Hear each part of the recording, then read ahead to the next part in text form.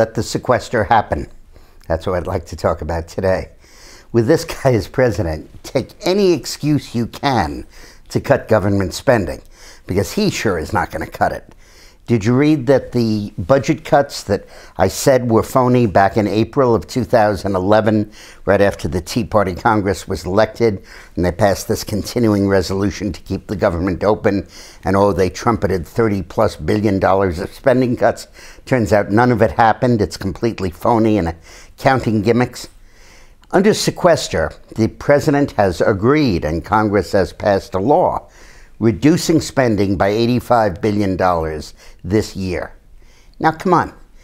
Those cuts are to be apportioned over two branches of the five in the federal budget. There are 5 parts of the federal budget, each about equal. They add up to about $3.7 trillion.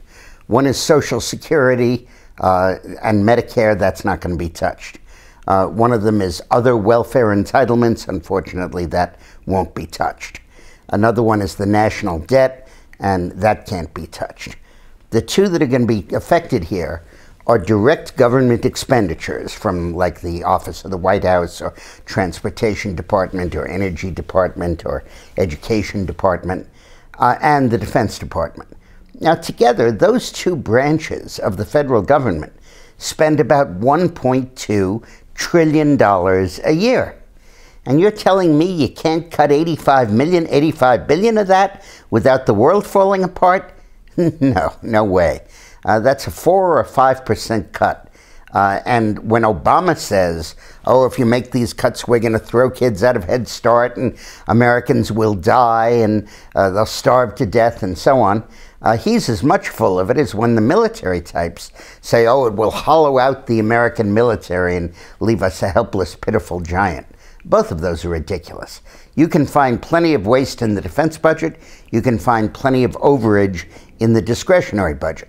And in the discretionary budget, that's what they call the federal departments, let's remember that these cuts are coming on top of a virtual doubling in the amount that we're spending on these agencies under Obama. When you compare the current level of spending in, like, the Department of Education, it's about $70 billion, and when Obama took office, it was $40. You're telling me you can't cut it to 75 or 60 without the world falling apart?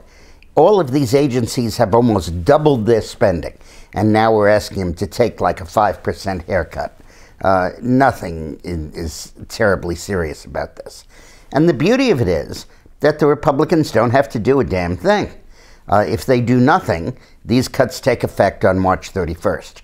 On March 1st, rather. And let's also remember something else. Obama signed this bill. He voted for it. He approved it.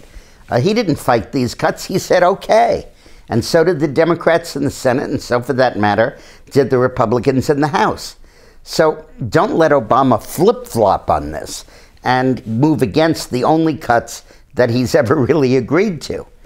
Now, the Republicans are saying that we would agree to cut some of these cuts if they could be put over on entitlement programs like Medicaid, which are exempt from these cuts right now. Well, that makes sense. But not a dime of revenue increases. And basically, they shouldn't negotiate. They should just tell Obama, hey, we're not passing anything. This is taking effect March 1st. And if the Republicans worry that Obama will whip up public sentiment by talking about how he's going to close Head Start centers, baloney. All the voters believe there is so much waste and inefficiency in the federal government that you don't need to close Head Start centers. Just get rid of some of the graft and corruption, and easy to do that. So I was particularly after the huge increases of the last 3 years in spending. So my message on the sequester is an unusual one. Don't do a damn thing. Thanks. Now, you know, I want to talk to you about this amazing book. I spoke about it last week, and this is not a paid sponsorship. This really is an amazing book. It's called The Obamacare Survival Guide. And it goes into every specific area of Obamacare and tells you personally how you can get the medical care you need. How do you shop the health insurance exchanges? How do you make sure that that you're getting the subsidies the government's entitled to give you? If you're a small business, how do you take advantage of the incentives? And it's not ideological. It doesn't come out for or against it. It just simply lays out the facts of what Obamacare does. And unfortunately, because this horrible bill has passed, every one of us needs this book.